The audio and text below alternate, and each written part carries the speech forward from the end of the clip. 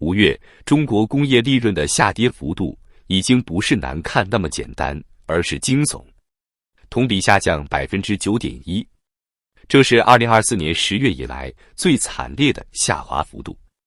更扎心的是，这并不是一个行业的问题，而是整个工业系统集体哀嚎。请记住这个数字，中国国家统计局6月27日公布的数据显示，今年1至5月，中国全国规模以上工业企业利润总额为 2.72 万亿元人民币，同比下降 1.1%。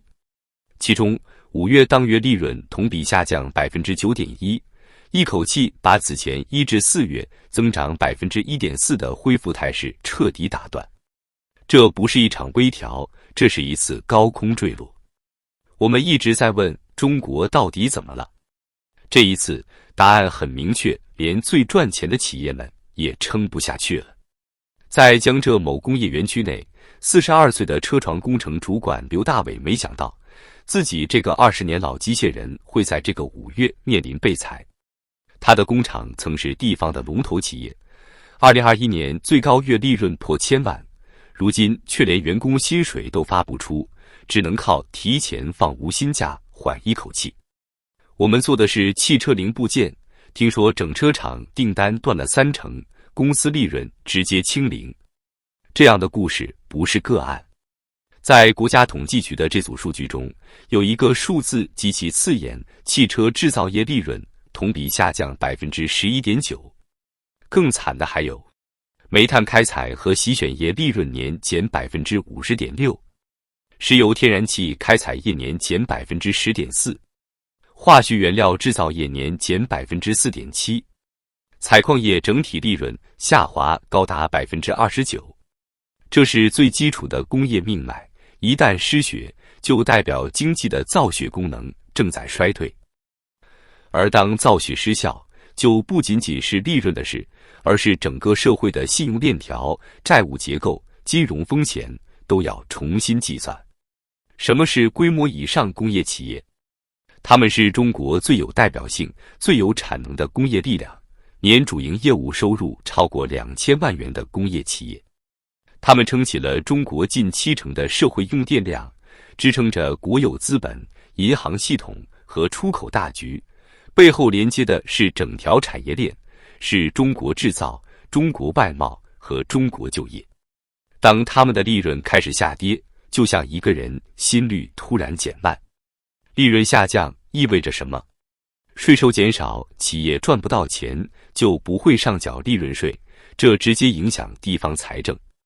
工资下调，裁员，无利润，就无能力加薪或留人。投资冻结，利润是扩张的资本，当资本干涸，整个社会的增长齿轮也会停滞。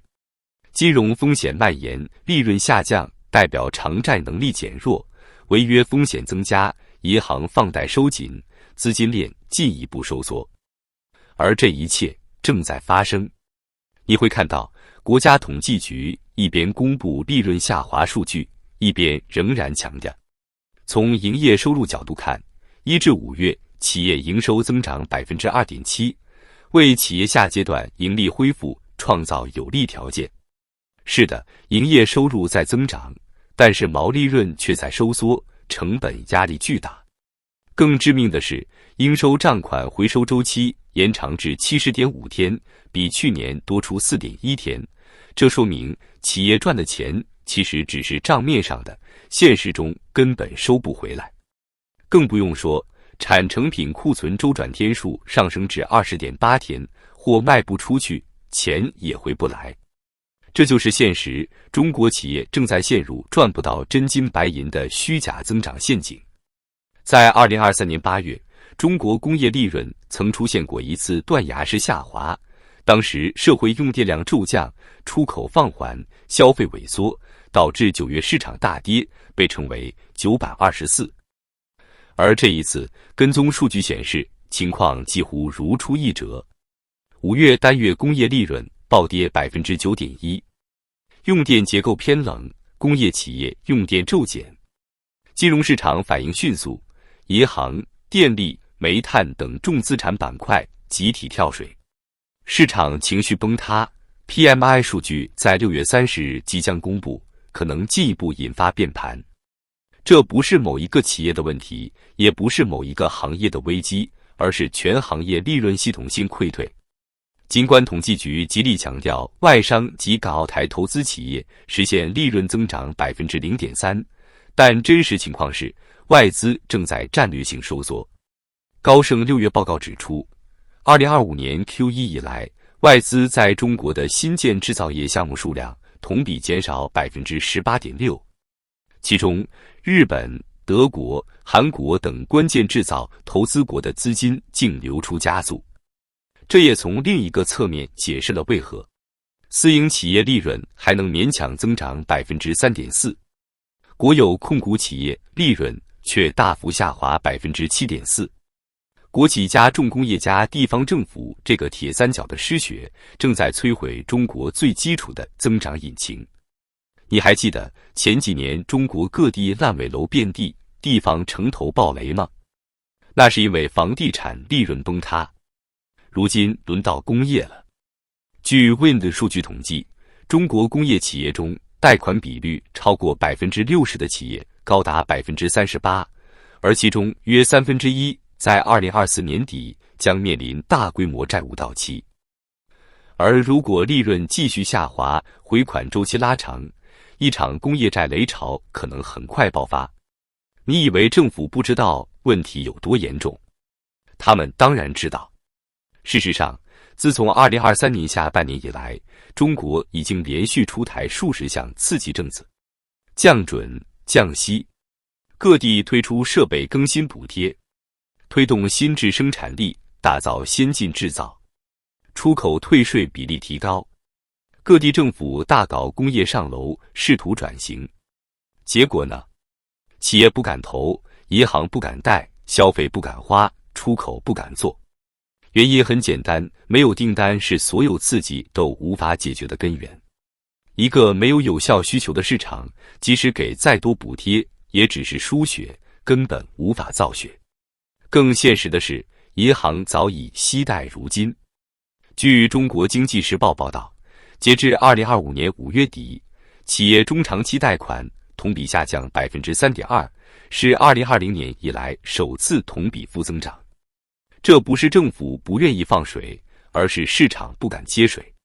你可能会看到这样的数字：5月中国出口同比增长 4.8%， 你会觉得还行吗？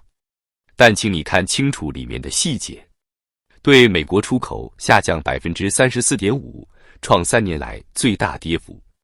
出口增长靠的是对东盟、对非洲、对欧盟。